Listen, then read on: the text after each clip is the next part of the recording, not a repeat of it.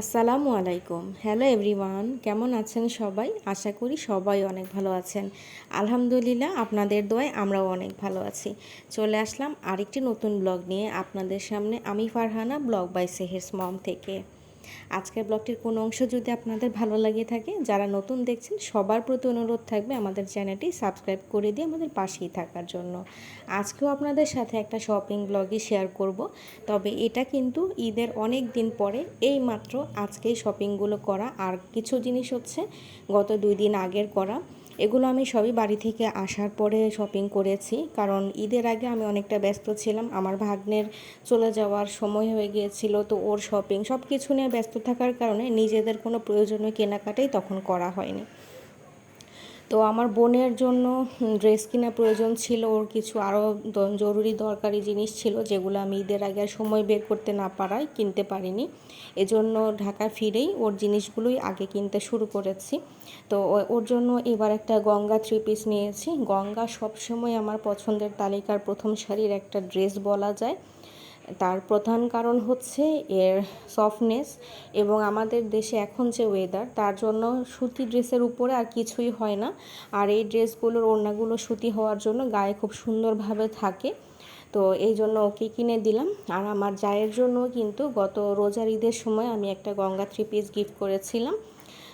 সেটার ভিডিও করিনি, ওই সময় তো অনেক শপিং একসাথে করা হয়েছিল মার্কেটে, তখন আর প্রত্যেকটা জিনিস ভিডিও করিনি। আর এবার ও আমাদের বাসায় প্রথম আসছে, কারণ আমি যখন বাড়ি থেকে এসেছি এবার, তখন আমাদের সাথে করে আমার যাও এসেছে। আর আমাদের ছোট্ট বেবিটা, আমার জায়ের যে ছেলে, ওকেও আমরা সাথে নিয়ে এসেছি। তো ওরা দুইজন আপাতত এখন আপুর বাসায় বেড়াচ্ছে, ওখান থেকে আমাদের বাসাতেও আসবে। এজন্য ওর জন্য আমি একটা 3 পিস নিয়ে আসলাম।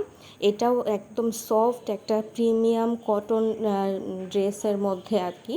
তো ড্রেসটার নিচের দিকটাতে যে নিচের প্যানেলটা, সেটা হচ্ছে খুব সুন্দরভাবে এমব্রয়ডারি করা, সাথে কাটওয়ার্ক করা আছে। এছাড়াও ওড়নার চারিদিক থেকে কিন্তু খুব সুন্দর করে এরকমভাবে একটু কাটওয়ার্ক করে দিয়ে তার সাথে সিকোয়েন্স ওয়ার্ক করে দেওয়া আছে। কার্ভ ওয়ে থাকার কারণে আমার কাছে ওড়নার সাইডটাও অনেক বেশি ভালো লেগেছে। আর কাপড়টা কি বলবো, এত সুন্দর সফট। আমার বোনের ড্রেসটা আর আমার জায়ের ড্রেসটা কিন্তু সেম প্রাইস, দুইটা দুই ক্যাটাগরি হলেও দুইটারই প্রাইস সেমের মধ্যে নিয়েছি, একদম 1 টাকা 19-20 না। একই দোকান থেকে যদিও বা নেইনি, পাশাপাশি দুইটা দোকান থেকে নিয়েছি, কিন্তু দুইটা ড্রেসেরই প্রাইস সেম ছিল। আমার কাছে খুবই মোলায়েম লেগেছে, যেটা আমার জায়ের জন্য খুব বেশি প্রয়োজন, যেহেতু বাচ্চা নিয়ে ট্রাভেল করে।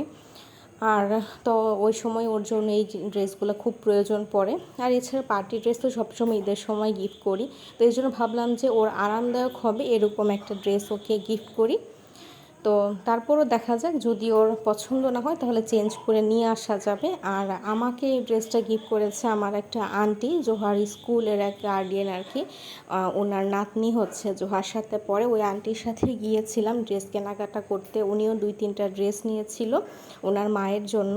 তো তখন আমি বলেছিলাম যে এই ড্রেসটাও আন্টি খুব ভালো লাগছে, কালারটা খুব সুন্দর, ডিজাইনটাও হালকার মধ্যে আমার কাছে কালার এবং কন্ট্রাস্ট খুব ভালো লেগেছে। তো আন্টি ওই সময় ড্রেসটা নিয়ে নেয় তার 3 পিসগুলোর সাথে। তো এরপর যখন আমরা রিক্সায় উঠি, হুট করে আন্টি ব্যাগ থেকে ড্রেসটা বের করে আমার ব্যাগে ঢুকিয়ে দিয়ে বলে যে এটা তো আমি আমার জন্য নিইনি, এই ড্রেসটা আমি তোমার জন্য নিয়েছি, এটা আমি তোমাকে গিফট করলাম। তো আন্টিকে আমি অনেক জোরাজোরি করলাম যে আন্টি এরকম করলে আর আপনার সাথে আসা যাবে না, কিন্তু আন্টি কোনোভাবেই কথা শুনলেন না। এর আগে উনি একবার এরকম কাজ করেছিলেন। একবার ওনার জন্য একটা চেয়ার কিনতে গিয়েছিলাম আমাদের স্কুলে বসার জন্য আর কি। তো ওই সময় আন্টিকে ছোট্ট একটা খুব সুন্দর কিউট বক্স দেখিয়ে বলেছিলাম যে এটার মধ্যে আন্টি আপনি মেডিসিন বা ছোটোখাটো জিনিস রাখতে পারবেন, বক্সটা খুব সুন্দর। তো তখন আন্টি বক্সটা নিয়ে গিয়ে আমাকে কিছুই বলেনি। যখন স্কুল থেকে আমরা চলে আসব, ছুটি হয়ে গেছে, হুট করে আন্টি বক্সটা বের করে আমাকে দিয়ে বলে যে এটা আমি তোমার জন্য নিয়ে এসেছি।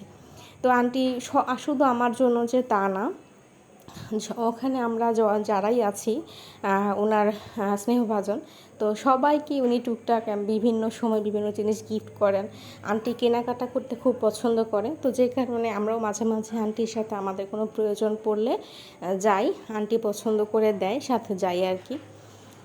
তো ওইভাবেই আর কি আজকেও গিয়েছিলাম, কিন্তু আন্টি যে এরকম একটা কাজ করবে আমি কল্পনাও করতে পারিনি। তো যাই হোক, আন্টিকে অনেক অনেক ধন্যবাদ। আমাদের জন্য আসলে উনি এতটা ভাবেন বা আমাদেরকে এতটা স্নেহ করেন, এটা আমাদের জন্য অনেক বড় পাওয়া।